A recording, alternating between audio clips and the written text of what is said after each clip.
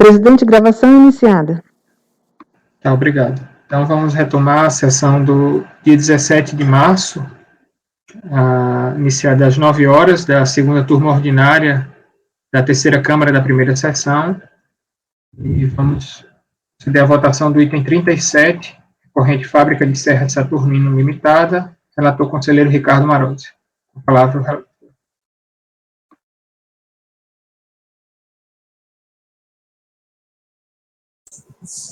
Ok, vamos lá. Bom, trata-se de um lançamento fiscal relativo ao fonte dos anos calendários de 2013 e 2014, no valor de 109.834 aproximadamente. A empresa foi selecionada pelo programa DIF-DARF por divergências encontradas entre os valores constantes das DIF e os montantes recolhidos em DARF, relativamente aos rendimentos do trabalho assalariado. Abaixo, vocês veem aí os valores relativos ao Código de Recolhimento 0561, que deixaram de ser pagos ou informados em DCTF. Pelo fato de a pessoa jurídica ter efetuado retenção e não ter procedido o recolhimento, foi lavrado termo de sujeição passiva solidária em relação ao sócio e administrador da empresa, o senhor Carlos. Foi elaborado também representação fiscal para fins penais por crime de apropriação indébita. O interessado apresentou impugnação, questionando a autuação e, mais especificamente, a multa de ofício de 75%. Mesmo passando por dificuldades financeiras, tendo inclusive combinado no deferimento de sua recuperação judicial, vem tentando regularizar os débitos tributários da empresa. Diante da inexistência de dolo, o autuante, ao invés de punir a empresa, deveria instruí-la para o correto preenchimento da declaração. A multa e os juros estão fora dos padrões da normalidade, razoabilidade, ganhando a conotação de verdadeiro confisco. Questiono também a representação fiscal para fins penais. O senhor Carlos apresentou também impugnação, alegando, excluídas as alegações repetidas em relação à impugnação supracitada, em síntese, que a responsabilidade solidária é de natureza subjetiva, pelo que é necessária a caracterização do elemento subjetivo do tipo, pressuposto do dolo ou ação com excesso de poderes, infração legal, contratual ou estatutária. Bom, a DRJ considerou improcedente, basicamente, alegando que, se tratando de lançamento de ofício, será aplicada a multa de 75%, que, em face da legislação de regência, é cabível a incidência de juros de mora. Formada, a interessada e o responsável solidário, em peça única, apresentaram recurso voluntário onde essencialmente reforçam os motivos do inadimplemento, a questão da dificuldade financeira que resultaram no processo de recuperação judicial, a inexistência de dolo, o caráter confiscatório da multa e a impossibilidade de atribuição de responsabilidade solidária. Sobre este último ponto, trazem argumentos totalmente inovadores ao defenderem que a pessoa apontada como responsável, o senhor Carlos, só veio a ser sócio da empresa em 27 de fevereiro de 2015, ou seja, fora do período do inadimplemento do presente processo. Afirmam que, conforme consta no arquivamento registrado em 3 de julho de 2014 na ficha cadastral da JUSESP, juntada pela própria fiscalização às folhas 11, a sociedade era unipessoal e o único sócio foi a empresa Saturno Aços e Ferramentas. Por fim, apesar de reconhecer que a representação fiscal para fins penais não compõe o processo contencioso, insiste em registrar o seu absurdo. É o relatório. Posso prosseguir?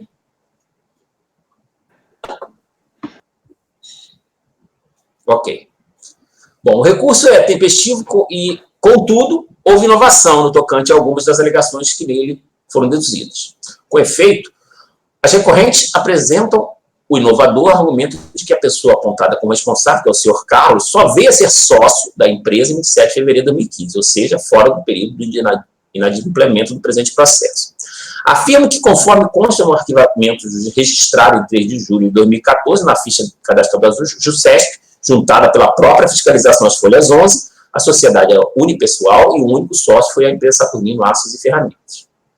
Ora, o decreto 7235, que regula o PAF, define os contornos do contencioso administrativo no seguinte termo, reproduz aí artigos 14, isso é alguns dos seus parágrafos, artigos 17 e 33.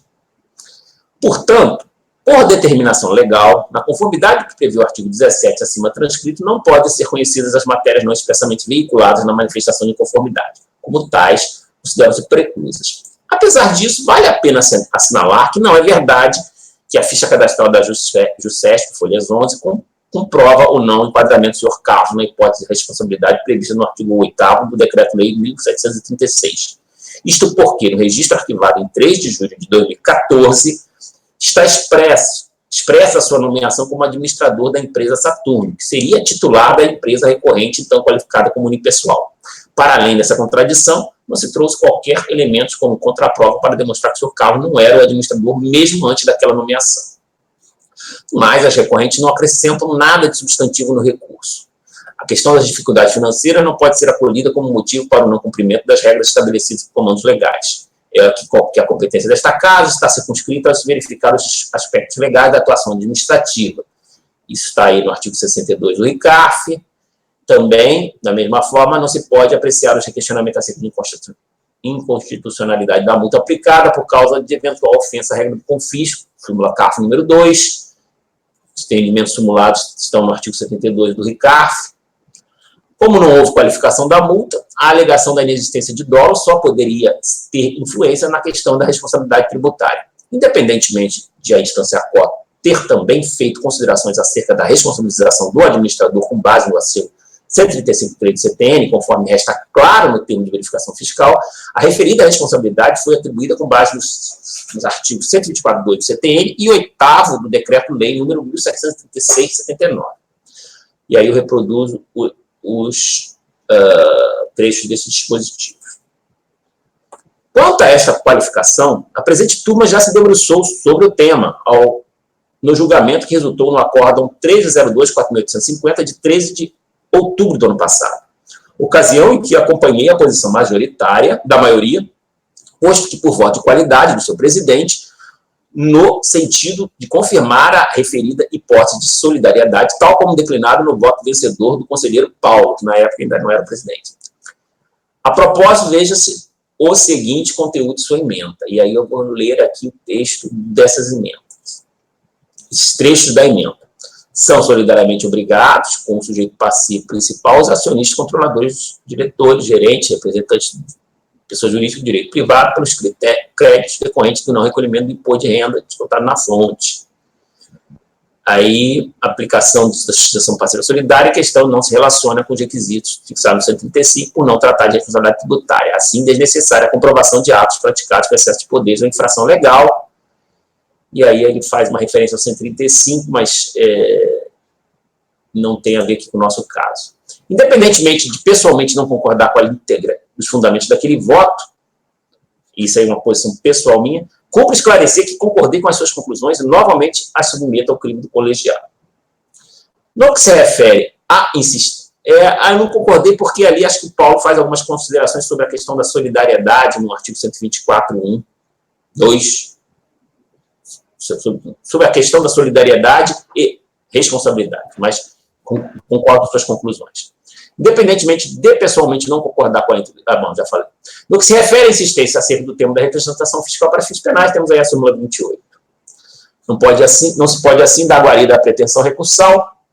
Por exposto, oriento o meu voto no sentido de não conhecer da alegação que trata da exclusão do responsável com base na data de sua admissão na sociedade e quanto às demais negar provimento ao recurso voluntário. Obrigado. Então, o relator está conhecendo parcialmente do recurso e negando o provimento. Alguém quer discutir alguma coisa ou podemos passar para a votação? Conselheiro Gustavo. Vamos lá. Essa questão dessa hipótese de solidariedade, a gente já discutiu, inclusive no precedente do Ricardinho invoca, eu fiz a declaração de voto lá. Eu entendo que há sim que se apurar o ilícito, não com base nos fundamentos trazidos pelo STJ. Eu entendo que o 124.2 ele é uma hipótese de solidariedade que se aplica a sujeitos passivos já pré-definidos quando a Constituição do ato de infração. Então, assim, haveria solidariedade entre responsável e contribuinte, entre contribuinte e contribuinte, entre responsável e responsável, e para isso teria-se que apurar essa responsabilidade primeiro.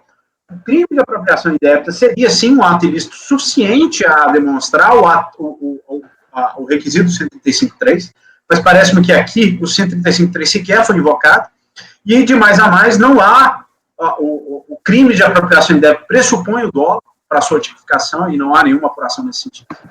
Assim, daqui eu realmente vou abrir a divergência pelos mesmos fundamentos que eu adotei naquele voto em que proferi nesse precedente trazido pelo Ricardo, ainda que lá eu tenha me manifestado pela manutenção, porque o fiscal, naquele caso, ele justificou a autuação com base no 135.3. Ok? Não, nesse caso aqui foi o eu acompanhei o Flavinho porque não houve uma justificação, perdão. Apesar dele ter invocado o 135.3 lá, ele não provou o ato disso. Então, assim, exatamente nos mesmos modos em que eu votei no precedente em que o relator foi o Flávio. Gustavo, desculpa, você está divergindo? Estou divergindo, Flavinho. Mas tá, entendi. Mas não com base na fundamentação do meu voto, mas sim da sua declaração de voto. Eu acho que o 135 e o 124, eles não têm que andar juntinhos, não tem que ignorar o 124, né? Eu tenho que ter uma responsabilização para, então, aplicar o 124. Gustavo, só para entender, que isso tem relação com aquele precedente, e o de ontem também, então você tá entendendo aqui que, em tese, seria aplicável o 135.3, é isso? É o que eu coloquei na minha declaração de voto. O 124.2, ele tem autonomia. Mas o que acontece? Ele, para mim, e principalmente com base no score da Isabel, o 124, ele dispõe uma gradação de responsabilidades. Então, eu tenho que haver, por exemplo, 2 responsáveis já definidos para que eu possa impor a regra da solidariedade. Isso está na minha declaração de voto. Ou então um contribuinte e um responsável, aí eu poder graduar com base no artigo 124. Ou seja, a lei, nesse ponto, ela não é ilegal, ela não é inconstitucional. A lei que fixa a solidariedade. Ela está embasada no 124. Só que eu ainda tenho que pré-estabelecer essa responsabilidade entre mais de um agente, e aí, havendo 2, 3, 4, 5 responsáveis, eu invocar o 124.2 para estabelecer a solidariedade entre eles. Ou entre eles, o sujeito passivo contribuinte. É isso que eu sustento na declaração. Tá? Ricardo, quer falar alguma coisa? Só para entender um pouco essa posição do Gustavo. No caso concreto aqui, você tem um administrador ou tem uma pessoa que retém do empregado ou de qualquer pessoa que preste serviço para a sociedade. E, quer dizer, ele retém, não, a empresa, né, e retém ele, o administrador. Ali, e não recolhe. Retém e não recolhe.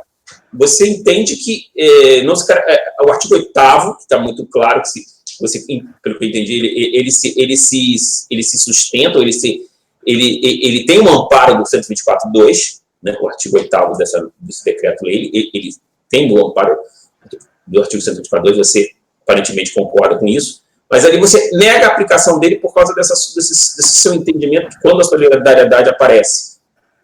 Eu não consigo entender. Exato, porque solidariedade não... O meu entendimento é esse, solidariedade não é responsabilidade. Os dois estudos são diferentes.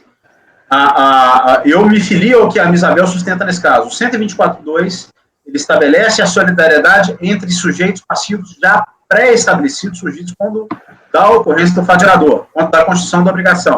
Ocorre a obrigação, você identifica o sujeito passivo.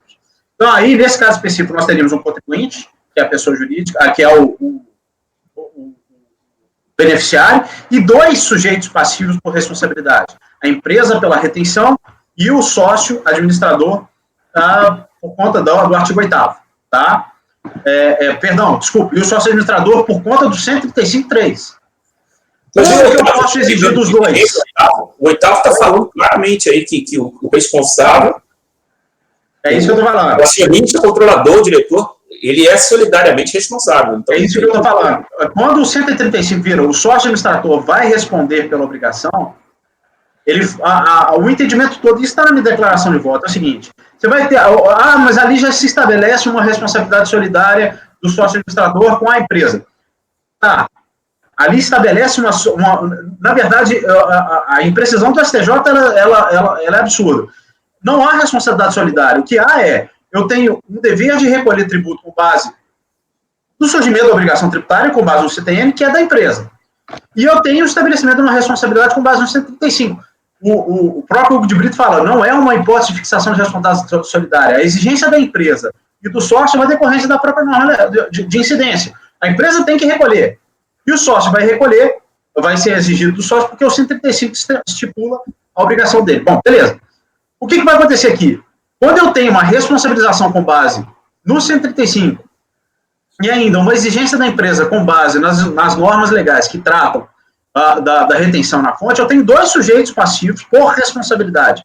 Uma responsabilidade por antecipação, por retenção, que está estabelecido, que tem a base da regra no 128, CDM, e a outra estabelecida por conta da apuração lá de um fato ilícito que possa impor a responsabilidade aos dois.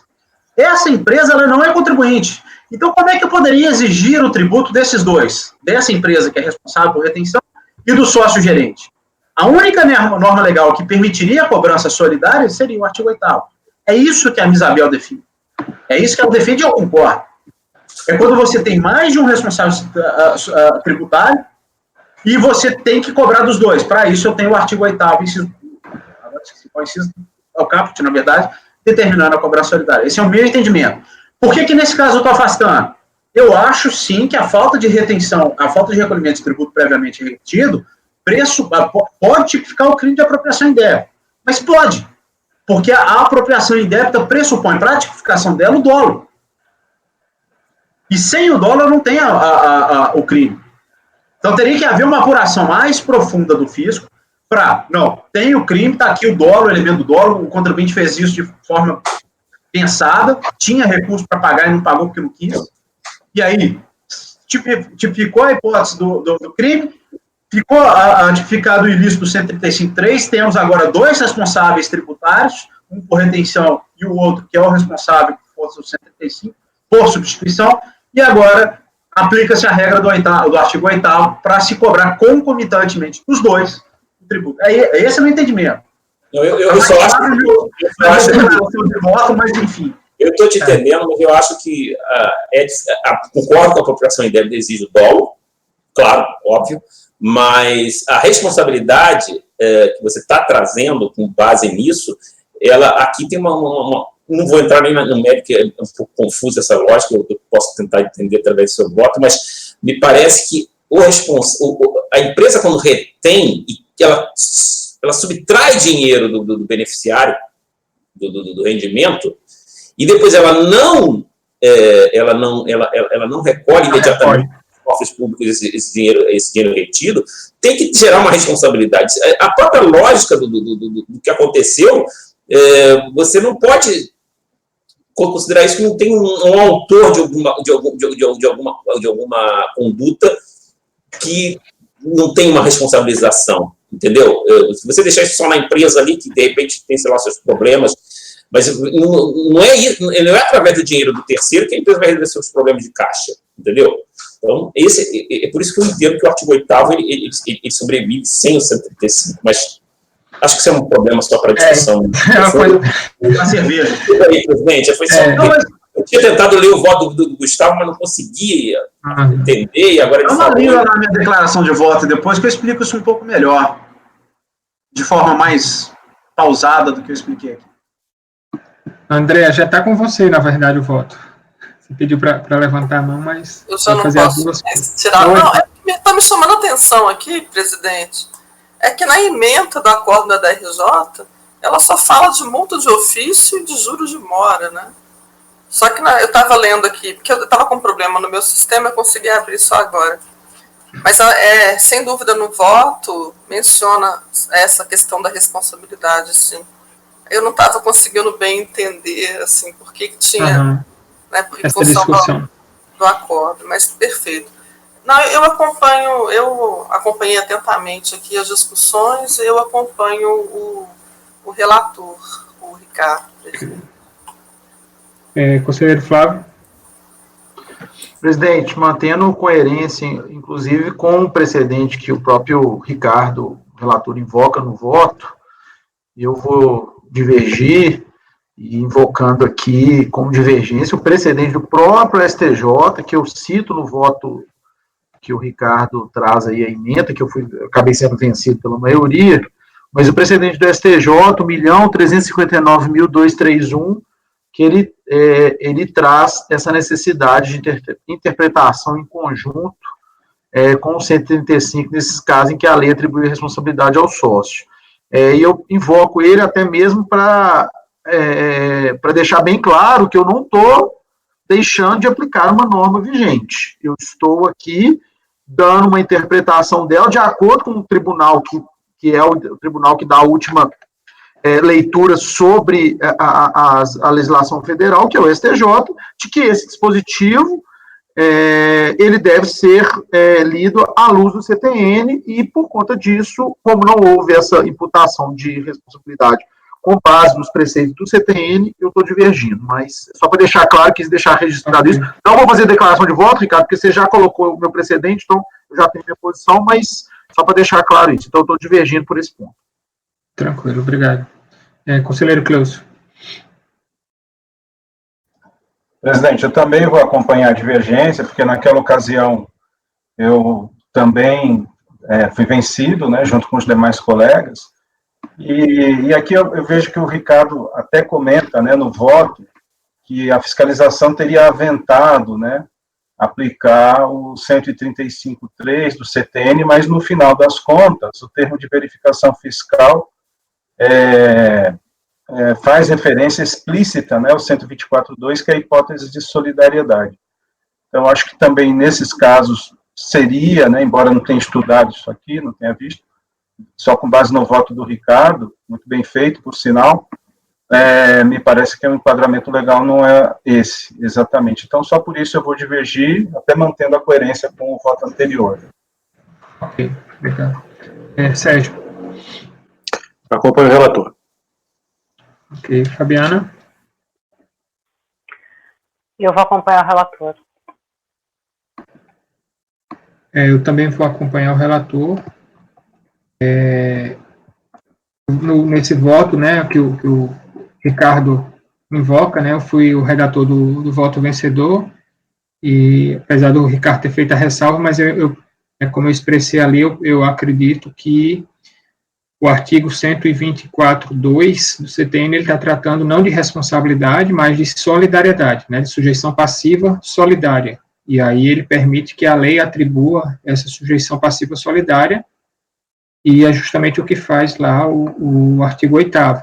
Né, ele diz que os diretores, sócios, as pessoas que têm poder de mando, elas vão responder, são solidárias, né, com a própria pessoa jurídica. Né, então, acho que o lançamento está coerente. Fabiana, só uma ressalva, você naquele outro voto lá, você foi vencida também, tá? Só para, não sei se só para chamar a atenção. Eu não me recordo exatamente desse caso, mas eu não sei se a situação fática é exatamente a mesma. Tranquilo, não, sem problema, só para... então, acordo os membros colegiados... Eu concordo. Oi? Eu concordo contigo nessa questão de ter que se fazer uma distinção do que é responsabilidade pessoal pela prática de alguma conduta daquelas do 135, mas aqui, pelo que eu vi, o enquadramento foi o 124, e eu fiquei aqui me perguntando o que seria um caso de apropriação indébita sem dolo, porque ninguém comete um crime desses por acaso, assim, por desatenção, me parece que sempre pressupõe, né? Mas é uma conduta que se pressupõe. Não, eu sei, mas eu estou dizendo que não é um crime que possa acontecer de uma forma tentada ou por um risco, como eventualmente um homicídio culposo, né? Que não teve a intenção, mas teve aquele resultado. Eu não consigo imaginar a apropriação indébita não intencional nesse sentido. Okay. Em relação ao conhecimento parcial do recurso, todos concordam, não é isso? Eu entendi que sim. Então, acordo dos membros colegiados por unanimidade de votos em conhecer parcialmente do recurso voluntário, quanto ao mérito, por maioria de votos, em negar provimento ao recurso voluntário nos termos do relatório e voto do relator, vencidos os conselheiros Gustavo, Flávio e Cleucio. Então, item 38 da pauta, Forja Rio, a recorrente, a relatora é a conselheira Fabiana.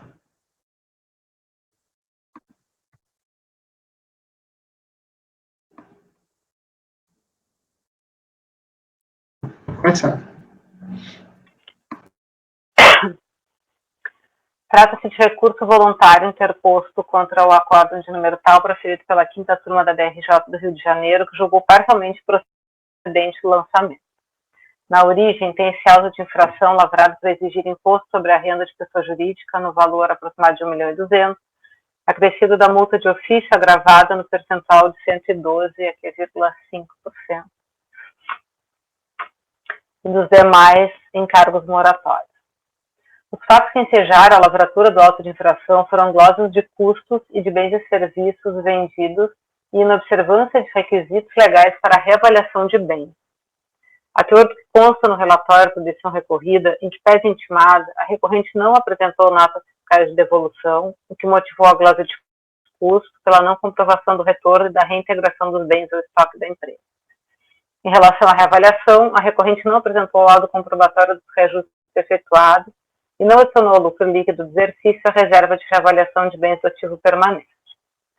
Com a impugnação, foram acostadas as notas fiscais e laudos de reavaliação de bens, as folhas 93 a 188.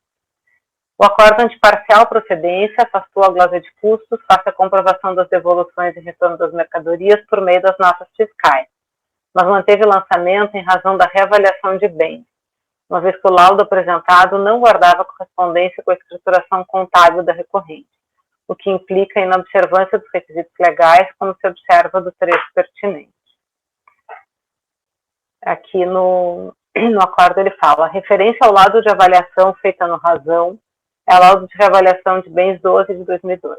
O razão relaciona os bens das contas tais, mas o laudo avaliatório de folhas 126 a 143 tem data base de outubro de 2001 e não faz referência à conta contábil a que estão relacionados os bens e são divergentes quanto às suas descrições.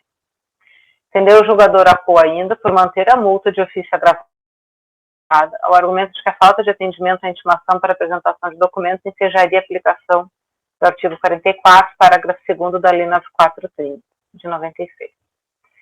No recurso voluntário, a recorrente afirma que, ainda que o laudo acostado pareça de vícios, ele não pode simplesmente ser desconsiderado, e que, pelo princípio da finalidade, meros formalismos não podem acarretar em simples glosa do laudo. Nunca é demais frisar que, dentre as atribuições da fiscalização, está de esclarecer e informar. Em sendo assim, a simples glosa perpetrada é desproporcional e viola o artigo 2º da Lei 9784 de 99. Argumenta que a multa agravada teria efeito confiscatório e cita a jurisprudência do STF. É o relatório. Ok, obrigado. Pode passar para o voto. Então, eu conheço do recurso e passo ao mérito. Da reavaliação de bens.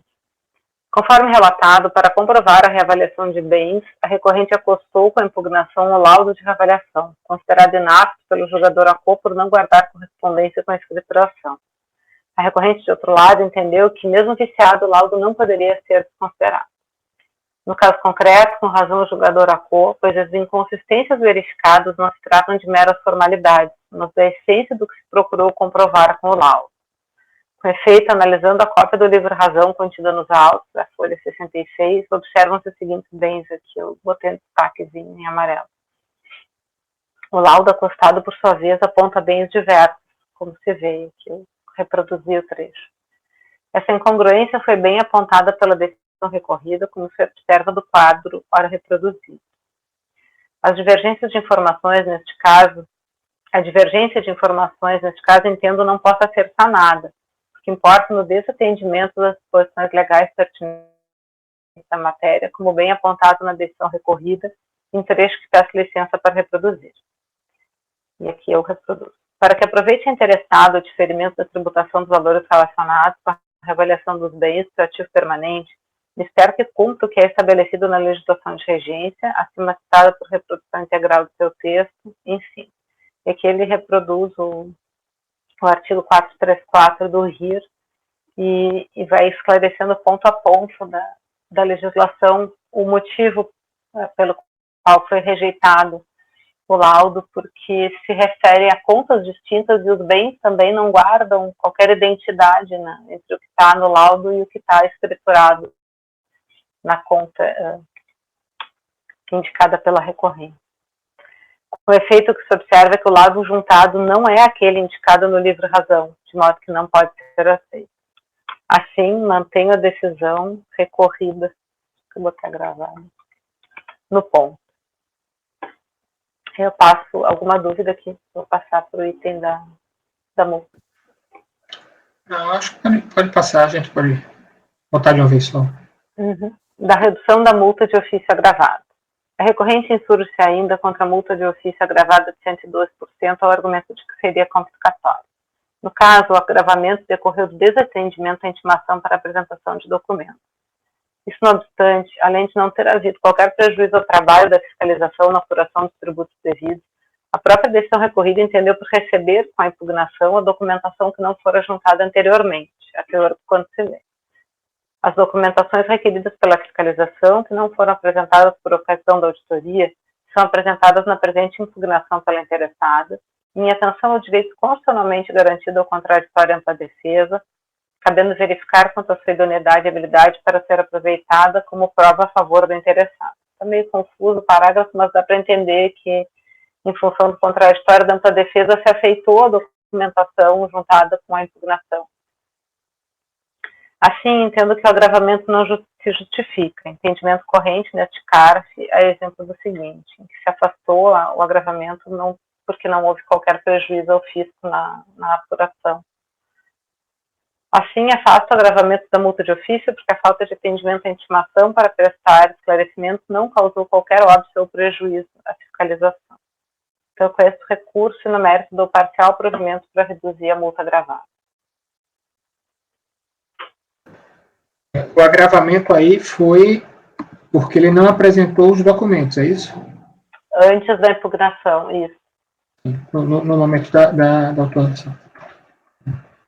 Mas, só para entender essa questão aqui, Fabiana, a construção é que esses documentos que ele deixou de entregar, né, quando recebeu a intimação, não foram, não atrapalharam, não embaraçaram a fiscalização. A fiscalização conseguiu fazer o trabalho dela normalmente. Sim. Eles já tinham apurado que tinha uma divergência, e aí, com a juntada do laudo, se confirmou que os bens não eram aqueles indicados no próprio laudo, mas não teve nenhuma alteração e nenhum embaraço à fiscalização, tanto que conseguiram apurar isso. Acho que Paulo, eu não vou me recordar de precedente de cabeça, como você tem essa memória, mas a gente já votou alguma coisa nesse sentido. Acho que eu tenho um voto. Teve um meu, se eu não me engano, uma ou duas sessões atrás, que foi isso.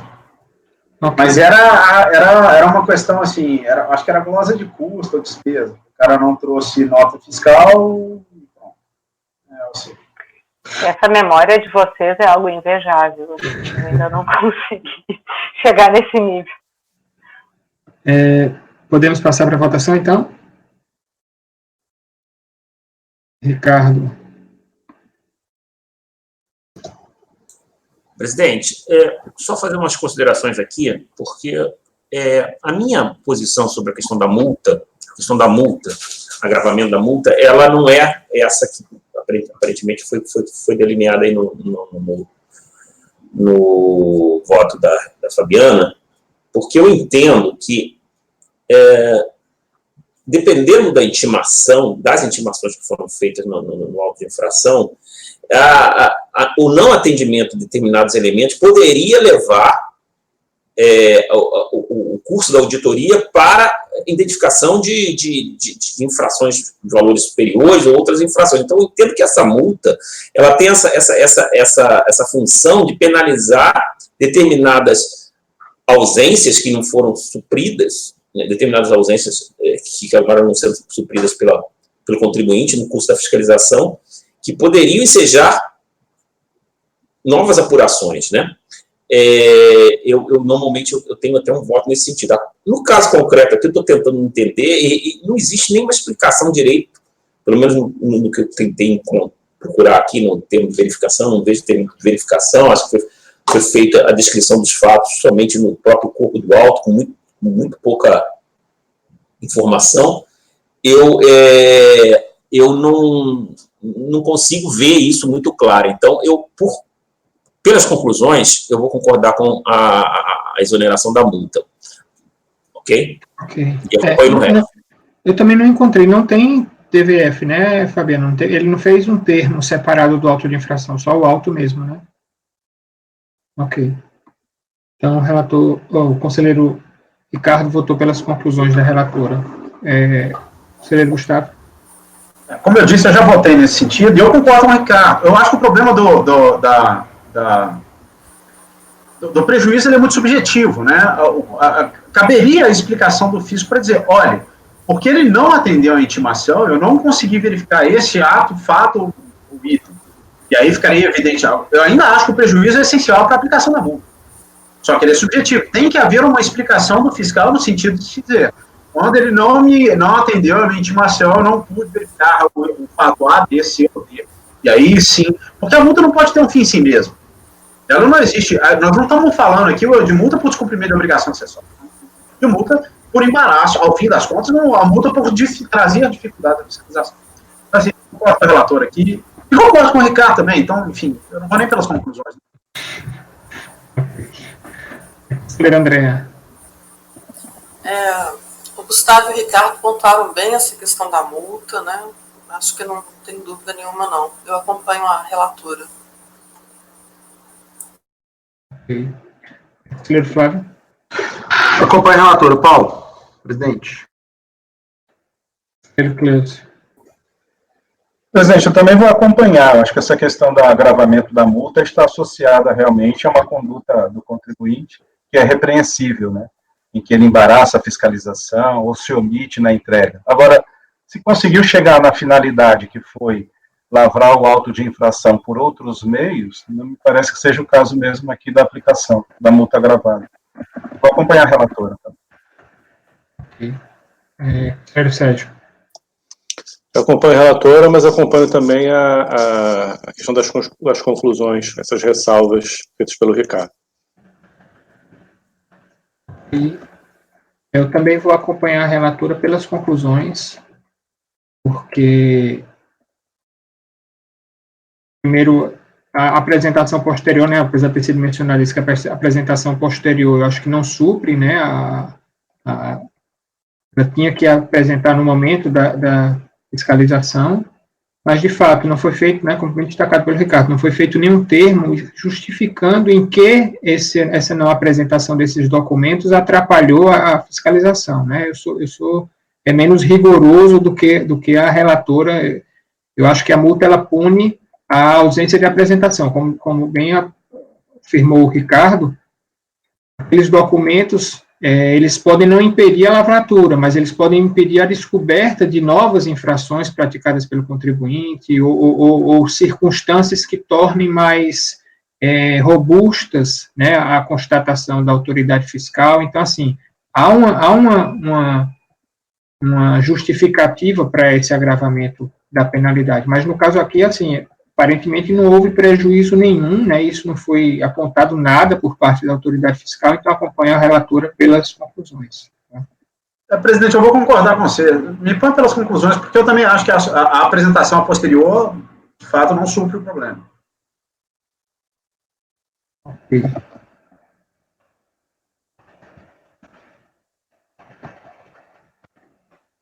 Então, acordam os membros colegiados por unidade de votos, em dar provimento parcial, recurso voluntário, para reduzir a multa de ofício aplicada nos termos de relatório e voto da relatora.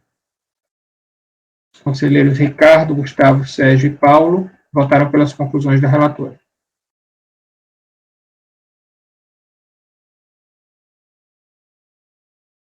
Ok? Então, item 39 da pauta, recorrente Mundo Novo, foi retirado por solicitação da PGFN.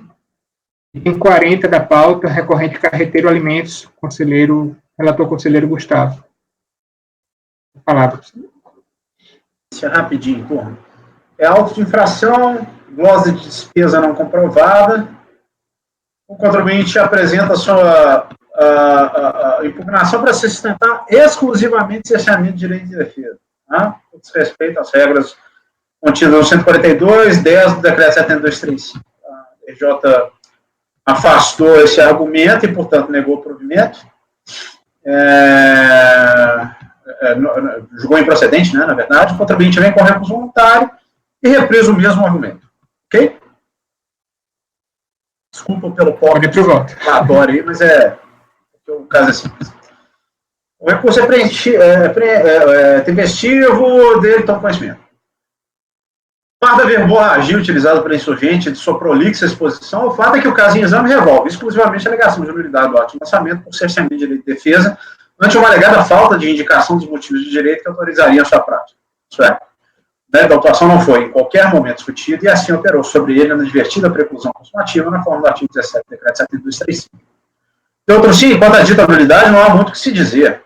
A gente invoca uma infinidade de posições doutrinárias, princípios constitucionais, e apresenta 8 laudas de recurso, das quais nada se extrai para dar subsídio à sua pretensão. A auto-liberação foi corretamente lavrada, assim como foi também devidamente instruído, como, aliás, já apontou a própria DRJ. Tá? Como se extrai do ato de lançamento propriamente, houve um apontamento explícito, tanto da regra de competência atribuídas aos agentes da Receita, artigo 926 do Rio, como daqueles que justificaram a autuação em si. Está aí, os dispositivos trazidos tanto nos 2 autos de infração, de IR e de CCLL. Não bastasse isso, tal qual já anotado pelo relator do voto condutor do acordo recorrido, os motivos de direito acima destacados foram todos reproduzidos no termo de constatação fiscal florestais, que no outro giro traz os motivos de fato, uma vez destacados, conforme materializam as regras abstratas previstas nos dispositivos legais supra-referidos. A atuação, assim, diga-se, mostra-se clara contra seus fundamentos e a inação da empresa definitiva. Uma nulidade de uma auto-infração em exame, e lá do outro não merece reparos à decisão recorrida, à luz do exposto, voto por negar provimento ao recurso. Eu nem coloquei afastar preliminar, porque a preliminar é o mesmo do recurso, então vocês precisavam falar isso. Ele só alega a nulidade, né? Top. Eu acho que devia colocar as duas coisas, né? Rejeitar a preliminar, rejeitar a alegação de nulidade, na verdade. E assim negar provimento, né? Exato. Tá, então deixa eu ajustar meu dispositivo aqui.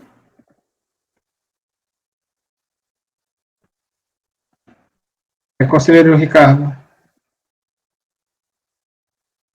Acompanho. Na verdade, eu acho que alguém discorda, né? Em relação, acho que vai ficar mais fácil aqui nesse caso, está bem tranquilo. Então, por unanimidade de votos, rejeitar a alegação de nulidade do lançamento.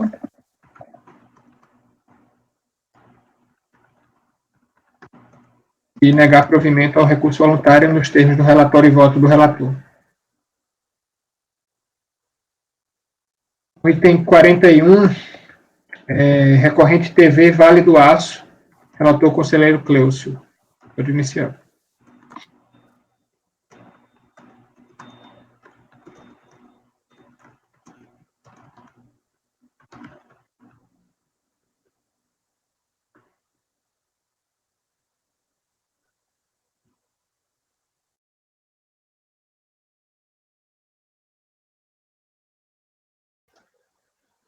Bom, muito bem. Presidente, esse caso é aquele que eu falei há pouco, que eu tinha uns errinhos de digitação, então eu coloquei um novo arquivo na pasta T, não sei se todos acompanharam, tá bem? Trata-se de recurso voluntário, interposto pela contribuinte indicada acima, contra a decisão da segunda turma da RJ, Brasília, que julgou procedente auto de infração lavrado contra a empresa. Em resumo, o processo se refere à exigência de CSLL e multa isolada de 50% em razão de omissão de receita que levou ao recolhimento do tributo com valor inferior ao efetivamente devido. De acordo com o relatório fiscal de folhas 12 e 15, a empresa teria deixado de pagar R$ 14.081 de CSLL referente ao ano calendário de 2010. Segundo ainda a fiscalização, a hora recorrente teria realizado permuta de serviços com alguns de seus clientes, de modo que, ao invés de receber em espécie pelos serviços prestados a esses clientes, teria recebido em serviços e vice-versa. Diz ainda o relatório fiscal que a empresa teria contabilizado tais operações por meio da conta, abre aspas, conta 29, clientes permuta, fecha aspas, pertencente ao ativo. Esta conta teria registrado a título de, abre aspas, débito, os créditos junto aos fornecedores, ou seja, serviços prestados que serão ou foram em algum momento compensados com despesas, fecha aspas. Alega a fiscalização que, abre aspas novamente, parte desses créditos transitaram no resultado por meio da transferência para a conta 529, permuta, que pertence às contas de resultado. Fecha aspas. No entanto, apurou a autoridade tributária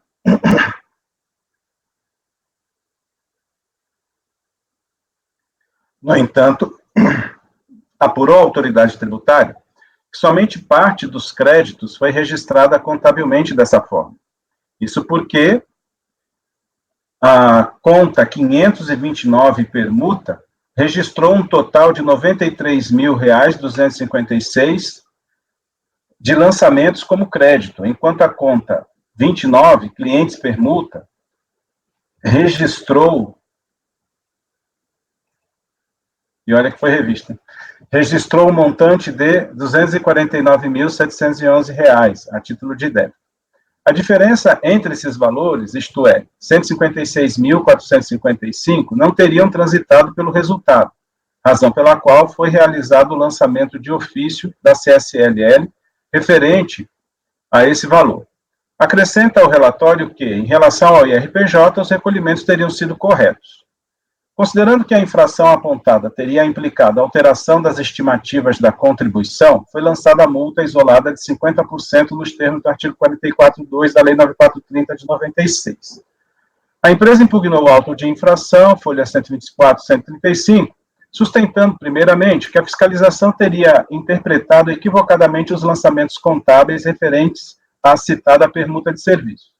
O montante de 156 mil, em verdade, se referia ao, abre aspas, saldo de permuta ainda remanescente, fecha aspas, nas datas mencionadas na conta contábil. E prossegue com suas explicações, esclarecendo que o saldo em questão remanescia em favor da recorrente por serviços que ela já prestou e que foram permutados por mercadorias ou serviços, esse trecho entre aspas, dos seus clientes. Assim, essa diferença apurada pela fiscalização não se referia à receita decorrente de faturamento pela prestação dos seus serviços. Para ilustrar, relata a contabilização realizada perante 2 de seus clientes, enfatizando que as permutas foram contabilizadas como uma espécie de conta corrente, em que os serviços prestados para seus clientes geravam um crédito que era debitado paulatinamente dos valores que deveria pagar para os respectivos clientes, em razão dos serviços que estes prestavam em seu benefício. Para comprovar suas alegações, juntou partes do livro Razão com a citada contabilização das permutas e notas fiscais que demonstrariam os serviços tomados de seus clientes e vice-versa. Com relação à multa isolada, a contribuinte impugnou sua incidência, sustentando que a penalidade possuiria caráter confiscatório, a infringir a jurisprudência do Supremo Tribunal Federal, invocando precedentes em apoio à sua tese. Finaliza pedindo a improcedência da autuação. Na decisão de folhas 208 e 215, a DRJ manteve a autuação integralmente, argumentando que o lançamento impugnado foi realizado com base na escrituração contábil da contribuinte. Para comprovar suas alegações, deveria a empresa trazer aos autos provas idôneas que comprovassem a regularidade dos lançamentos contábeis realizados. Ocorre que não foram juntadas provas suficientes para essa comprovação, especialmente porque algumas notas fiscais anexadas aos autos estavam ilegíveis. Quanto à multa isolada, a decisão recorrida sustentou que não competiria ao julgador administrativo afastar a aplicação de dispositivo legal sob o fundamento de um suposto caráter confiscatório, pois tal atribuição pertenceria ao Poder Judiciário. A empresa interpôs o recurso voluntário de folhas, praticamente reiterando as razões da impugnação, sem juntar novos documentos. É o relatório, presidente.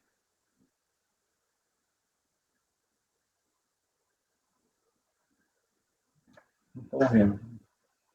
Desculpa. Algum esclarecimento? Não? Então pode ir para o voto. Bom, quanto à admissibilidade do recurso, eu até destaquei aí, porque, em princípio, me pareceu que o recurso era intempestivo, mas depois, em relação à suspensão dos atos processuais que aconteceu no ano passado, né, em virtude da pandemia, então me parece que está tempestivo. Eu vou ler aqui para ficar claro, né? Sobre a admissibilidade do recurso, é necessário esclarecer alguns pontos sobre o requisito da tempestividade. Conforme o despacho de folhas 220, a empresa foi intimada da decisão da DRJ em seu DTE no dia 29/7/2020. O recurso voluntário é datado de 11/8/2020. E o seu registro de juntada ocorreu em 9/9/2020. No entanto, por força da portaria RFB 543, de 20/3/2020, alterada por diversas outras portarias, cuja última alteração foi realizada pela portaria 4105, de 30/7/2020, os prazos para a prática de atos processuais ficaram suspensos de 20/3/2020 até 31/8/2020. Assim, tendo sido recurso juntado em 9/9/2020, entendo que é tempestivo em razão da suspensão dos prazos, conforme explicado. No mais, o recurso preenche os outros requisitos de admissibilidade, razão pela qual deve ser admitido. Bem aqui, presidente. Alguém discorda aí em relação à admissibilidade do recurso? Não, então pode prosseguir. Só uma Pode falar. Pode falar. Eu acho que a gente não encarou ainda esse tipo de problema aqui, dos prazos por conta da pandemia. Eu não sei se essa portaria aí, ela trata, eu não tenho conhecimento, não sei se você chegou a analisar alguma coisa aí, o relator ou os outros colegas, se ela inclui essa questão aí do ponto de vista do contribuinte. Porque o sistema estava disponível esse tempo todo, entendeu? Inclusive foi feita solicitação de juntada, o que ele falou aqui, né? Mas, Ricardo, veja, ele protocolou dentro do prazo. A juntada que foi fora dos 30 dias. E a juntada... Ele protocolou, tem um carimbo lá, um recurso dizendo que foi protocolado? Não tem o carimbo porque foi pelo processo eletrônico, né? Então, não foi por AR. Cleucio, desculpa, a solicitação de juntada dele foi após o prazo, foi no dia 9. A data é só a data do documento dele. Ele assinou o documento lá em agosto, mas a solicitação de juntada que ele fez foi se desconsiderada a suspensão do prazo, né, seria após os 30 dias, porque foi no dia 9 de setembro. Mesmo assim, eu acho que está suspenso, porque a portaria suspendeu, Ricardo, os prazos processuais. Não coloco a portaria. Essa que foi sendo alterada por várias portarias. A última é essa 4105. Deixa eu pegar o texto aqui da portaria. Entendi, Paulo, você falou, você tem razão, quer dizer, a solicitação de juntada é dele, né? Então, deu-se nessa data. Mas estava suspenso. Não, está suspenso, prazo processual está suspenso. Aquele negócio, se houvesse uma extinção, como foi feito no Foro Estadual aqui de Minas, porque Minas suspendeu o prazo para o processo físico e não interrompeu o prazo para o processo eletrônico. A portaria não faz distinção, ela diz textualmente, estão suspensos os prazos processuais. Exatamente, ela não faz distinção. E, nesse caso, aplica-se, inclusive, a regra supletiva do CPC, os prazos não estão correndo. Então, está interrompido. Para mim, está tempestivo. O artigo, Gustavo? Acho que é o artigo 7º, né? Deixa eu abrir aqui. Pegar a portaria. Eu abri a portaria invocada pelo Cleus, que é a que estava vigente na época, que é a 4105. E aí, ela trata lá no artigo 7º da portaria 543, ficam suspensos, perdão, 6º, ficam suspensos os prazos para a prática de atos processuais no âmbito da Receita até 31 de agosto de 2020.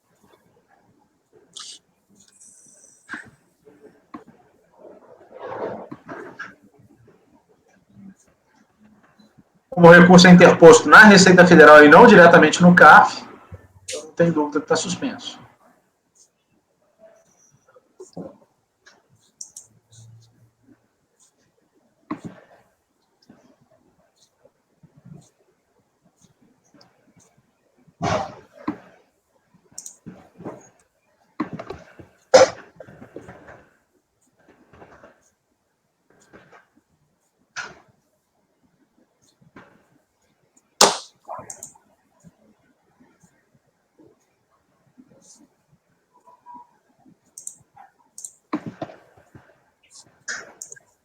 Você está falando do artigo 6º, né, Isso, dessa da portaria, que fala que é no âmbito da Receita. É. Que é, não tendo mais nenhum tipo de consideração, como tem, por exemplo, no artigo 7º sobre procedimentos administrativos, eu acho que dá para aceitar, sim. Só um detalhe aqui, que essa portaria ela foi alterada por outra, né? Por várias, né? Foi a 1 de 28 de agosto de 2020. Teve várias, né? Começa em março, aí teve várias portarias prorrogando esse prazo, essa suspensão dos prazos, né? Essa outra alteração foi anterior, foi 28 de agosto, foi anterior à apresentação do recurso. Eu nem li ainda, mas só porque foi antes de 9 de setembro, né? Que foi a data aparentemente, essa portaria que o Sérgio está falando, de 28 de agosto, né? Não sei qual a data de vigência dela. É 1º de setembro, então é isso mesmo. Então, até 30 de agosto, até 31 de agosto, valia essa suspensão, né? Com essa portaria 4261, que é a de 28 de agosto, mas que só tem vigência a partir de 1º de setembro, aí ela não fala mais em suspensão de prazos. Ela só fala na questão do atendimento presencial, né? E aí, o contribuinte, como poderia protocolizar o recurso por via eletrônica, ele não estaria amparado, mas até 31 de agosto o prazo estava suspenso. Sim, aí começa a contar, então, a partir de 1º de setembro, né? 1º de setembro. Então, parece que entende. Isso. Ok? Então, pode ir para o mérito. Vamos para o mérito, então. Bom, no mérito, quanto ao mérito, a controvérsia administrativa reside na constituição de crédito tributário do CSL por meio de auto de infração decorrente de omissão de receita. A recorrente contesta o fato, alegando que os valores apurados na autuação não se referem à receita proveniente de faturamento pelos serviços que presta, mas de permuta de serviços com seus clientes e fornecedores. Sustenta ainda que tal fato teria sido devidamente contabilizado conforme demonstram o livro-razão do período e notas fiscais. Primeiramente, esclarece que o procedimento fiscal não traz prova de todos os documentos necessários para a comprovação da causa do crédito tributário. De acordo com o relatório fiscal, o crédito tributário de 14.081 de CSL decorreu de um total de 156.455 de receitas omitidas. Para a demonstração idônea do mencionado crédito, seria necessária a juntada da documentação contábil que explicitasse a acusação fiscal. Ocorre que a contribuinte foi intimada, conforme o termo de intimação número 2 de folha 79, abre aspas, indicar a contabilização no resultado das receitas relativas aos serviços prestados relativos às contas, fornecedores, conta permuta, e clientes, conta permuta. Em cumprimento à intimação, no documento de folhas 80, a empresa indica as contas do seu resultado referente às alegadas permutas. Entendo que para o devido cumprimento do disposto no artigo 9º do Decreto 70.235 de 72, seria necessário constar do procedimento não apenas a indicação de tais contas no resultado, mas como se deu tal contabilização para se chegar ao juízo exato de que houve omissão de receita. Assim, deveria a empresa ter sido intimada para juntar sua escrituração contábil, acompanhada das devidas explicações de como eram contabilizadas as citadas permutas. Apenas para ilustrar, reproduzo abaixo o artigo 9º do 70.235. Essa omissão poderia levar à declaração de ofício da nulidade formal do auto de infração. Entretanto, no presente caso, a nulidade em questão poderá ser suprida, na medida em que não existiu prejuízo à defesa do contribuinte, que conseguiu se defender da acusação fiscal sobre o ponto controvertido, explicando como ocorreu a contabilização das alegadas permutas. Além disso, juntou com a impugnação o livro-razão com a demonstração de tal escrituração contábil, notas fiscais para atestar os serviços permutados e outros documentos. Dessa forma, a omissão do procedimento fiscal não possui mais o poder de influir na solução do litígio, porque foi sanada por iniciativa do próprio contribuinte, que trouxe aos autos os documentos necessários para a compreensão da causa e para o exercício da sua própria defesa.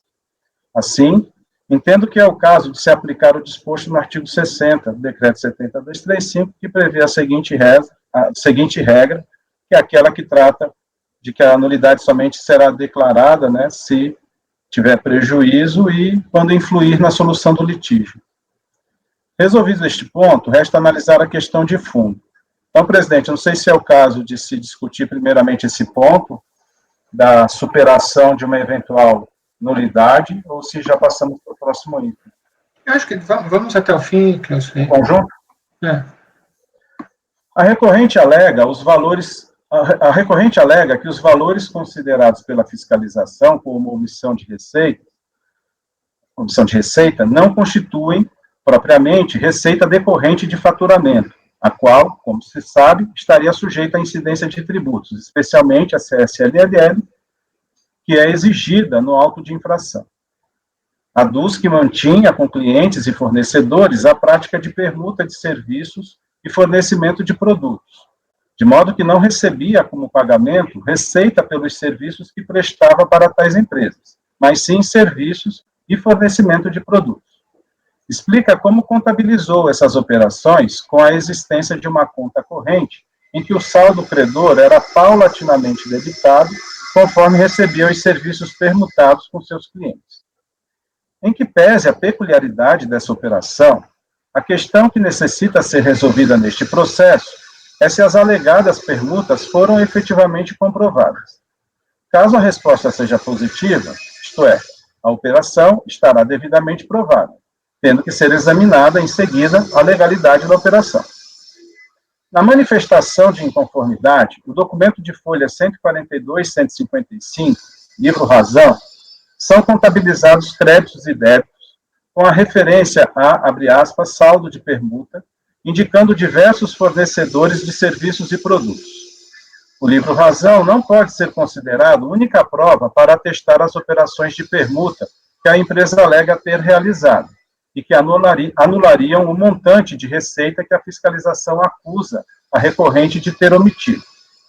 Isso porque os valores e fornecedores lançados na contabilidade devem ser respaldados por outros documentos que deem credibilidade ao que foi realizado.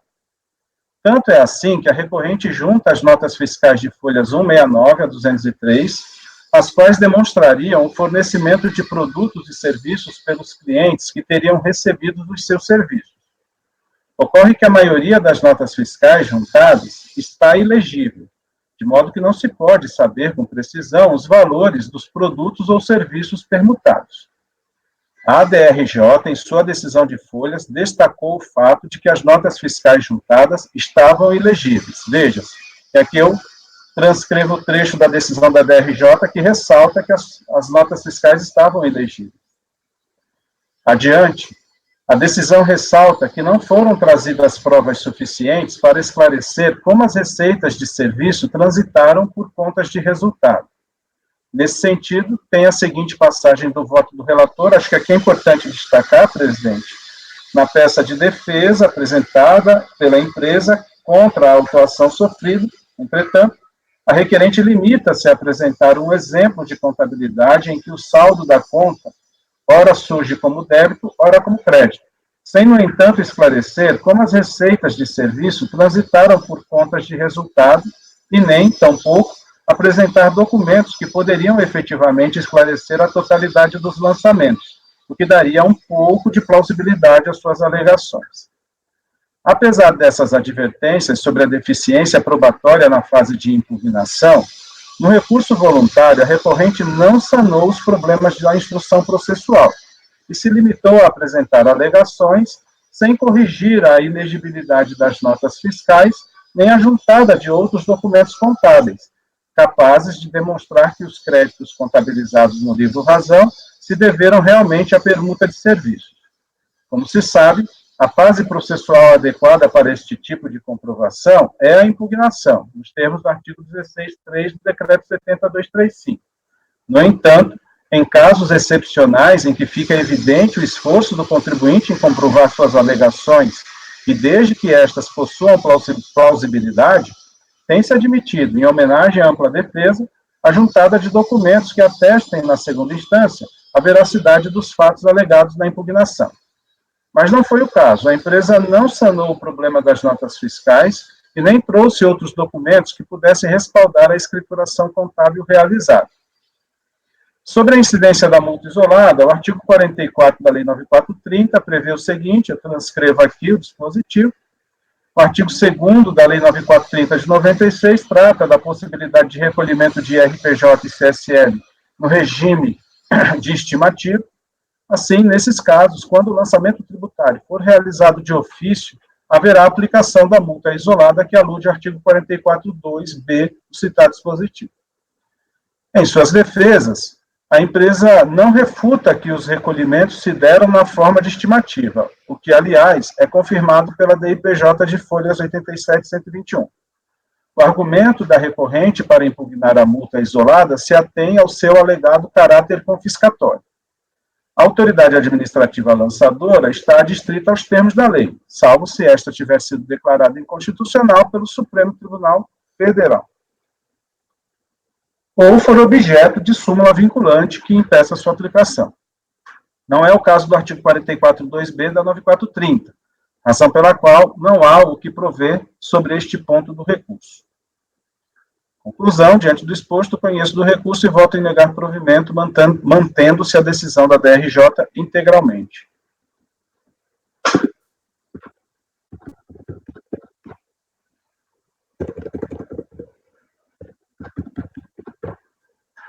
Desculpa. O relator está negando o provimento ao recurso. Alguém quer suscitar alguma discussão, algum debate, ou a gente pode passar para o voto? Tranquilo? Então, conselheiro Ricardo. Estava com a esperança que você suscitasse um debate para o escutar Olha, eu, tentando entender aí o voto do nobre Clélcio, conselheiro Clélcio, eu estou entendendo que ele está entendendo.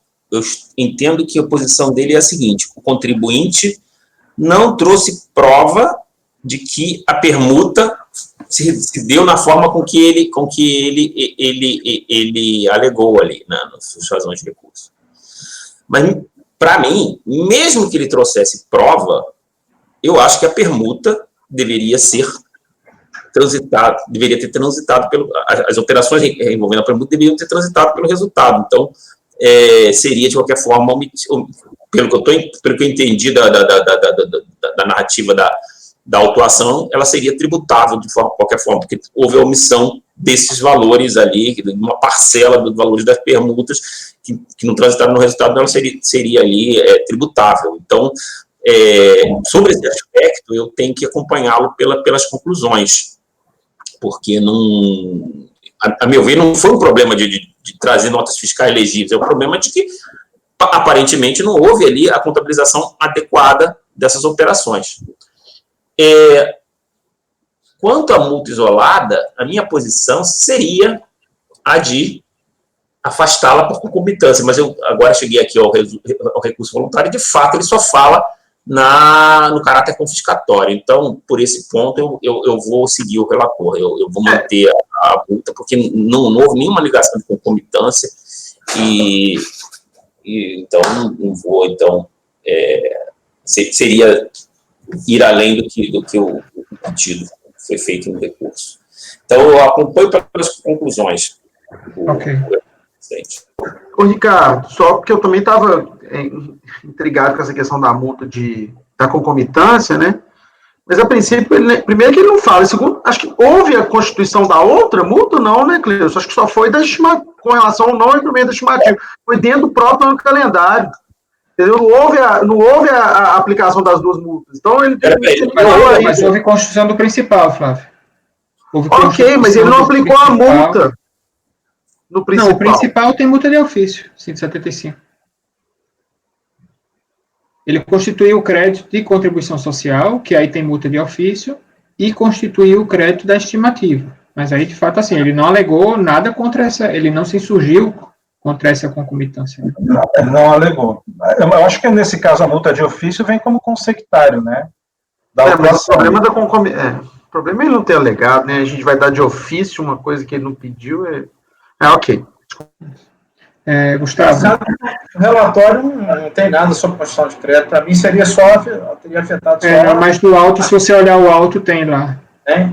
Tem. A única coisa que me incomodou realmente foi, a priori, o fato dessa distinção em relação ao imposto de renda. O imposto de renda ele pagou correto a CSLL, então...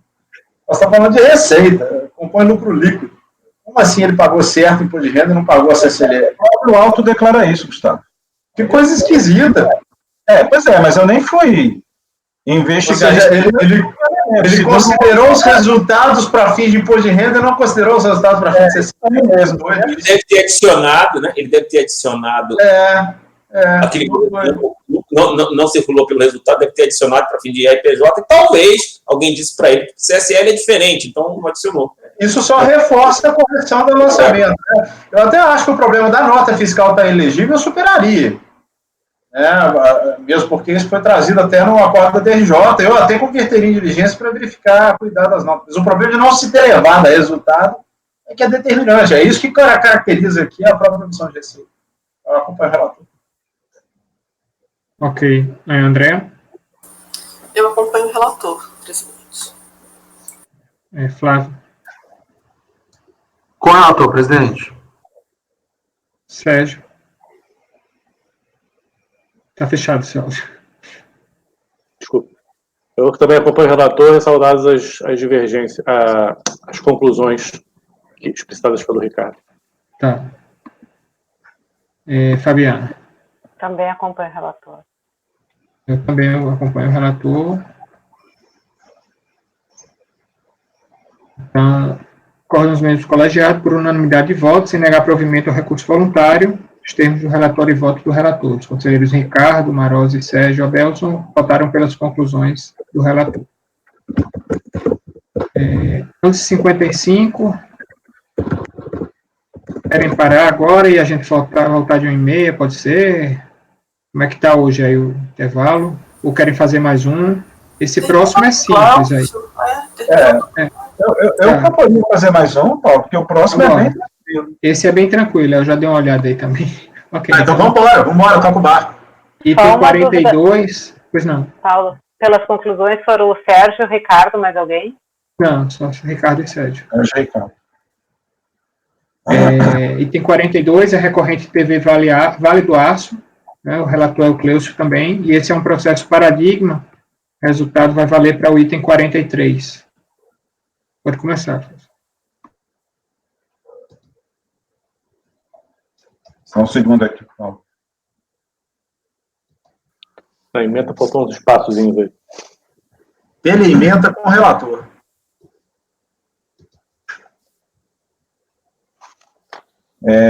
Bem, então esse caso aqui, presidente, um recurso voluntário, né, contra a decisão da DRJ, é paradigma, como já anunciou o presidente.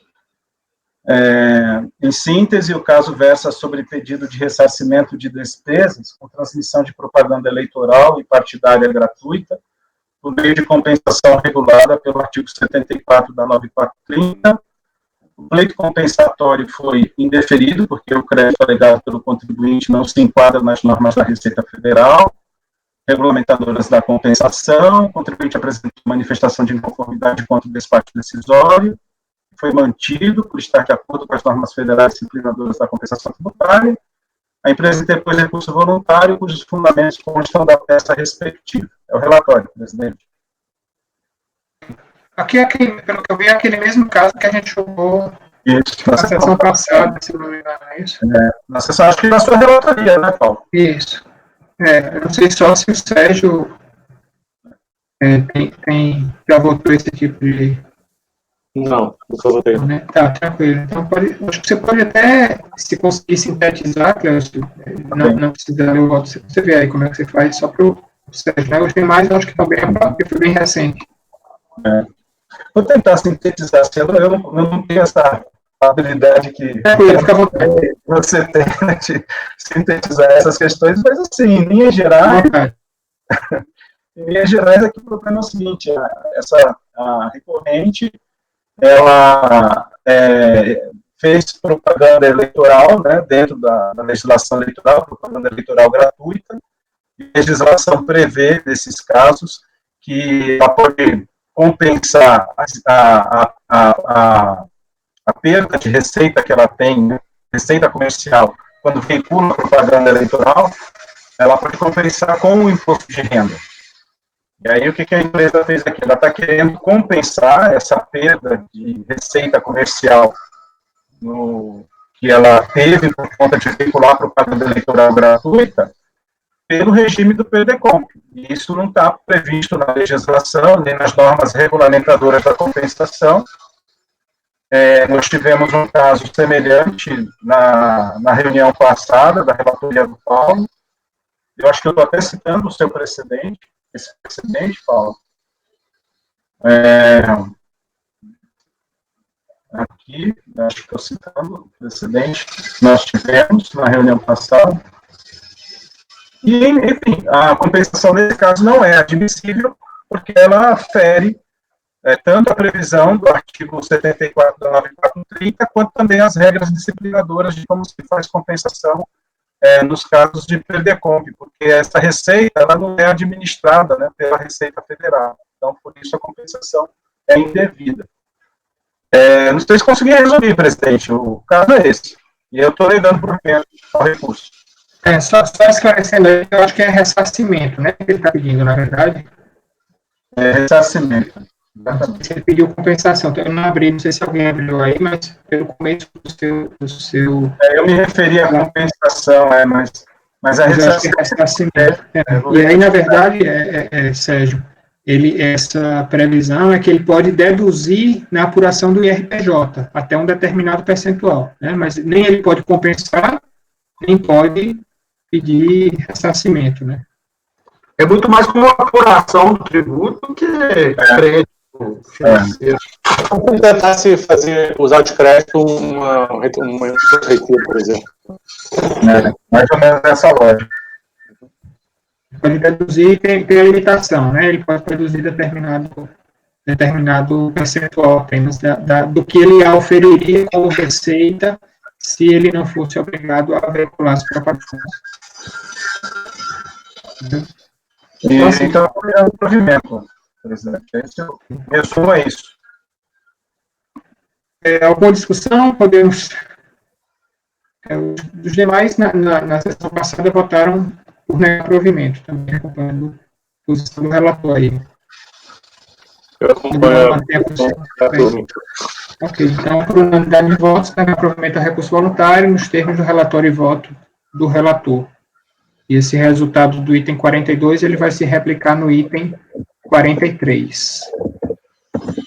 Temos o último processo, não sei se vocês querem, se é tranquilo, Fabiana, ou... Não, tá, ok. Eu acho tranquilo. É tranquilo? Tá. Querem fazer mais uma, gente? Pode ser? Acho que sim, né? Preparar. Por mim, podemos fazer. Gustavo fez uma careta aí. Não. É só porque eu estou sem empregado aqui. Hoje, a hora do almoço minha está complicada. Mas a gente para e... Não, deixa a Fabiana, que aí fica complicado. Ô, Fabiana, só para saber, é o mesmo contribuinte do que teve sustentação oral? A discussão é a mesma? É o mesmo, não, a situação não é a mesma. Posso adiantar, Paulo?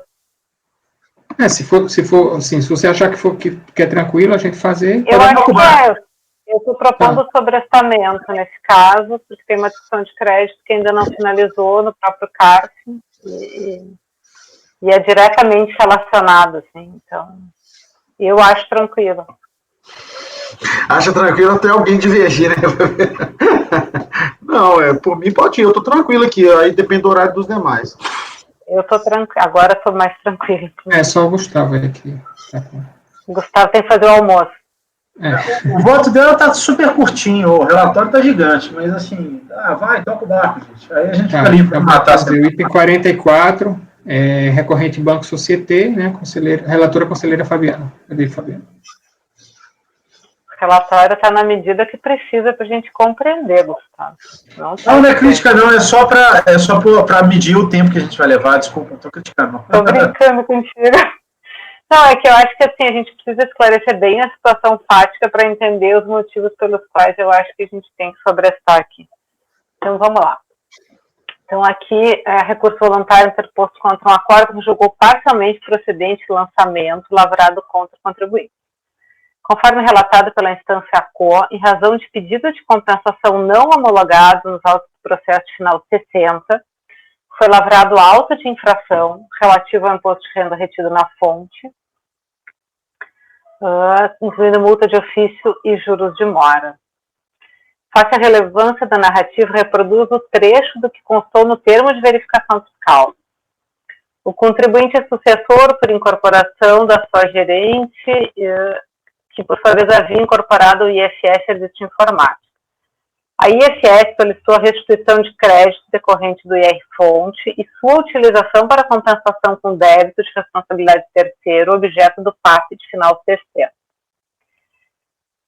A Diort proferiu despacho decisório contra a homologação do pleito, determinando o lançamento de ofício dos débitos citados, dando origem à representação fiscal no PASSE de final 12 e ao RTF de revisão interna final 2. Devido à evolução da legislação relativa aos efeitos dos débitos já declarados em DCTF, por ocasião da execução da revisão acima, a questão foi reexaminada quanto à necessidade de parte dos lançamentos de ofício. Assim, o contribuinte foi intimado para novos esclarecimentos e, em seguida, a Diort dessa delegacia expediu despacho número tal, concluindo com base no artigo 90 da MP 2158, pela necessidade de lançamento de ofício dos seguintes 4 débitos acrescidos de multa de ofício e juros, e aqui eu reproduzo. Os tributos acima correspondem a débitos do Banco Société que haviam sido objeto do pedido de compensação da IFS que foi indeferido.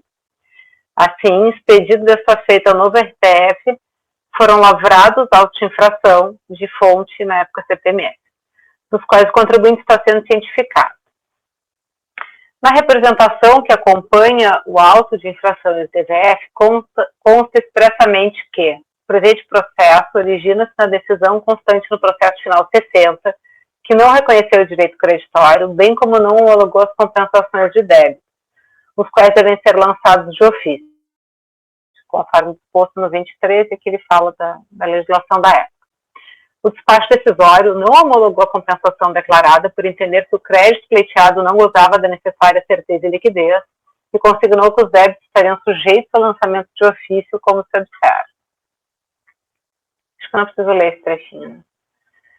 A contribuinte apresentou impugnação e juntou documentos, por meio da qual argumentou pela regularidade do procedimento de compensação levado a efeito no processo final de 60. Teria comprovado documentalmente a certeza e a liquidez do crédito buscado, que face à não homologação e à falta de atribuição de efeito suspensivo à manifestação de conformidade, impetrou o mandado de segurança e obteve a concessão de segurança no sentido de obstar a exigibilidade dos débitos objeto do auto de infração até que se ultimasse o processo administrativo de final 60. Informa que foi mantida a decisão pela não homologação da compensação, que interpôs recurso voluntário que o processo ainda aguarda a solução definitiva neste caso. Defende que a falta de decisão definitiva no processo administrativo de final 60 seria impeditiva a cobrança levada a efeito nos presentes autos. Isso, não obstante, houve lançamento de ofício no qual foram apurados valores de fonte que entende excessivo. Pugnou pela nulidade absoluta da autuação fiscal por força do artigo 74 da Lei 9430 e da sentença do mandado de segurança. Afirma que o lançamento ensejaria a cobrança em duplicidade, pois a cobrança do presente feito é relativa aos valores controvertidos no processo de final de 60. Argumenta que a previsão do artigo 74 da Lei 9430 determina que na negativa de homologação se proceda a inscrição em dívida ativa da União dos débitos decorrentes, pois já confessados pelo próprio contribuinte, e que no mesmo prazo para pagamento faculta-se a interposição de recurso, que conta com previsão legal de suspensão da exigibilidade. Em suma, insurge contra a lavratura do auto de infração e o lançamento de ofício, pois entende que a exigibilidade deveria estar suspensa em razão da interposição do recurso voluntário no processo final 60. Afirma que o lançamento de ofício somente poderia ensejar a imposição de multa isolada, que a autuação desrespeitou a sentença judicial obtida e que a manutenção no laudo de infração importaria em cobrança de valores que entendia indevidos, ou, caso mantida a decisão desfavorável no processo de final 60, se daria em duplicidade. Na impugnação, o contribuinte ainda apontou erro material que conduziria à nulidade absoluta em face de equívoco na apuração do fonte, a maior, pois os débitos objeto de cobrança conteriam juros e multas desde a sua apuração até os períodos nos quais ocorreram as compensações efetuadas, que pretendeu comprovar por documentos juntados com a impugnação, quais sejam demonstrativos, datas e registros nos livros diários. Vocês estão piscando aqui para mim. Deu. Tá, melhorou. Insurge o contribuinte, ademais, contra a falta de apuração dos fatos em loco. Ademais, alegou teria transcorrido o prazo decadencial em relação ao fonte dos períodos de 13 de janeiro de 2001 e 3 de fevereiro de 2001, já que o auto de infração foi lavrado em maio de 2006. Argumenta que existe questão prejudicial que reclama o sobrestamento dos autos, uma vez que a decisão final a ser proferida nos autos do processo final 60 diz respeito à existência dos créditos objeto de compensação com os débitos deste processo. Discorre sobre a legitimidade da compensação, que os créditos teriam sido por ela extintos, de modo que a autuação fiscal seria improcedente. Discorre sobre a dedução do fonte para as empresas submetidas ao lucro real e afirma que esse seria compensável com o apurado da declaração de rendimento, desde que houvesse comprovação de sua retenção mediante a apresentação de comprovante de retenção emitido em seu nome pela fonte pagadora e oferecimento à tributação dos respectivos rendimentos financeiros, o que entende ter havido no caso concreto. Defende que a origem do crédito é inequívoca e que a compensação deveria ter sido homologada. Reproduz a discussão acerca do direito creditório travada no processo final 60. Refere que todos os documentos lá juntados estão acostados aos presentes autos. Por fim, pleiteou a exclusão da multa de ofício dos juros e reclama da aplicação da Selic, que no seu sentido violaria o artigo 151 da Constituição. O acórdão recorrido deu parcial provimento à impugnação apenas para afastar a multa de ofício lançada. Quanto às matérias alegadas na impugnação, foi afastada a preliminar de nulidade ao argumento de que não teria havido preterição no direito de defesa, pois ao contribuinte foram assegurados contraditório ampla defesa. Em relação à decadência, o acórdão entendeu que não teria se verificado, pois a contagem no prazo decadencial atenderia à regra do 173 e não do 150. Em razão da lavratura do auto de infração ter sido efetuada em face da compensação que foi considerada indevida. E aqui eu reproduzo um trechinho. O pedido de sobrestamento foi rejeitado em suma porque não existiria previsão legal para tanto e pelo princípio da oficialidade. Quanto ao crédito buscado por meio da compensação, o acórdão consignou quando se observa dos trechos pertinentes, ora condensados. Eu acho que aqui eu não preciso ler porque é bastante extenso. Você acha que precisa, Paulo? Não? O recurso voluntário reproduz parte dos termos da impugnação, tendo enfrentado pontualmente a decisão recorrida no que diz respeito à alegação de nulidade. Afirma que, ademais disso, os atos administrativos devem ter causa e motivação sob pena de nulidade, que o motivo da presente autuação não caberia no caso concreto, uma vez que a exigibilidade estaria suspensa, o que inclusive foi reconhecido no acórdão recorrido ao afastar a multa de ofício. Reitera o pedido de sobrestamento em face da prejudicialidade.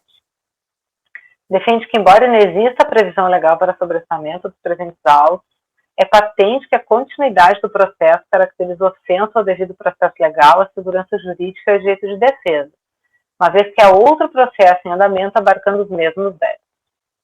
Reafirma que a regra aplicável para o prazo decadencial não é a do 173, mas a do 150 por se tratar de lançamento por homologação. A seguir, defende a legitimidade da compensação efetuada e que os créditos estariam extintos em razão disso. Afirma a possibilidade de deduzir o fonte correspondente a rendimentos ou receitas que integram o lucro real. Cita artigos da Lei 8981. Assim, assevera que para as pessoas jurídicas submetidas ao regime de tributação do lucro real, o fonte seria compensável com apurado na declaração de rendimento. E aqui ele reproduz aquelas alegações lá da impugnação de que teria atendido aos requisitos de ter comprovante de retenção pela fonte pagadora e o oferecimento da tributação dos rendimentos. Desta feita, aduz que nos autos do processo de final 60, a fiscalização reconheceu a comprovação da retenção realizada, o que satisfaria plenamente o primeiro dos pressupostos da liquidez e certeza do crédito. Entende que o reconhecimento pelo despacho decisório de que há correspondência entre os demonstrativos das receitas financeiras e os valores de fonte indicados nas declarações seria suficiente a demonstrar o oferecimento das receitas da tributação, e que eu reproduzo um trechinho. Fabiana, desculpa eu te interromper. Eu estava dando uma olhada aqui, já adiantando, como você tinha antecipado que estava propondo sobrestamento para esperar o outro processo, mas eu acho que aí a gente vai ter um problema aqui, porque é o seguinte, você fez essa sua consulta no CARF. Sim. E aí por isso que você viu essa informação, né, e entendeu que os embargos de declaração ainda estavam pendentes de serem julgados. Mas, na verdade, esse processo, essas informações aí que quando você encontra nessa consulta do CARF, são só as informações no âmbito da tramitação do processo enquanto ele estava no CARF, né, e o processo já saiu do CARF lá em 2015, que é justamente esse andamento final. E aí, quando você consulta o processo, ou no processo, ou mesmo no próprio Comprote, esse processo já está arquivado. Então, mas para nós não aparece, a gente não tem acesso no e-processo. Não, no e-processo vocês não conseguem, só assim, uma sugestão nas próximas vezes que você consultar pelo Comprote, que a consulta do Comprote é aberta, entendeu? Sim, e assim, do Comprote, pelo menos você saberia que ele estava arquivado, né? No e-processo, quando a gente consegue olhar, né, no e-processo, ele está como no arquivo, né? Mas para nós não temos acesso. Eu entrei agora no Comprote e aparece em andamento. Talvez para você apareceu arquivado? No Comprote apareceu arquivado. Ué, como é que eu quero ver em andamento? No Comprote está arquivado em 2016. Desculpa, eu peguei o número do processo que ela está relatando, não confundi. Então, aí, assim, a gente teria pensar na solução que foi? aí. Pois vou ter que entrar no mérito. Você teria condição de adentrar o mérito dele aí ou não? Aí a gente depende da decisão desse de final 60 para eu poder saber o que foi decidido. Então você não sabe, né, o que... Não, eu teria que ver a decisão, eu tenho só... Porque o que acontece? Não aparece para nós no site do CARF o julgamento desses embargos. E essas decisões são abertas. Por que não está? Eu não sei. Entendi. A decisão... Pode ser. A decisão... O Ricardo falou em propor diligência. Presidente, se me permite, não seria o caso de converter sim em diligência, mas para trazer a cópia dessa decisão para os autos? O que o Ricardo acabou de falar. Né? Desculpa, Ricardo. Sim. Porque o que acontece? A decisão do recurso voluntário está constando no site do CARF. Se fosse só... Se a gente tiver certeza que foi mantido, ok, eu consigo ver o mérito. Acho que sim, acho que a gente pode fazer isso, então ao invés de sobrestar, seria resolução também, só que ao invés de sobrestar, a gente converte em diligência para que seja trazido o resultado. Está finalizado. Agora, isso acaba criando um problema, né? A gente não ter uma informação segura, porque para mim parece que o processo não está decidido, e aí sim teria lugar no sobrestamento. Sem dúvida. A questão é aquela dificuldade da falta de acesso dos conselheiros dos contribuintes aos demais processos, né? Mas aqui podia estar atualizada no site do CARF, que a gente... Isso seria o suficiente. Se tivesse ali a decisão final, estava resolvido. Como é que a gente faz, então, Paulo? Então a gente converte em trago amanhã, sabe? Não, você pode alterar só depois. Tranquilo, você converte em diligência. Ok. Para trazer o resultado. Pode ser? Todo mundo concorda? Bastaria eu trazer o resultado, né? Alguém tem algum ponto a mais para... E a gente manda quem fazer isso para juntar o resultado, só para eu entender. Na unidade, lá na unidade de origem. Acho que é parecido com o do Cleuso de ontem, não é não, Cleuso?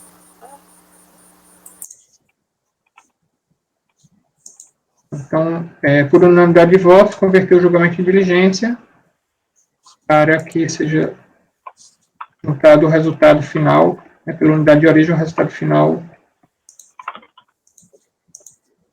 do processo de final 60.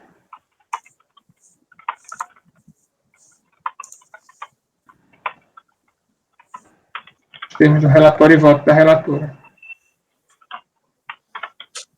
Viu? Foi rápido. Não, desculpa eu interromper aí, mas é porque eu vi... Não, aí, muito bem, tá certo. Tá certíssimo. Pronto, gente, ficou um último agora pela manhã, mas eu acho que a gente deixa para depois. A gente volta às 2 mesmo. Vamos só interromper a gravação primeiro. Ana Tereza, você pode interromper? Presidente, gravação interrompida.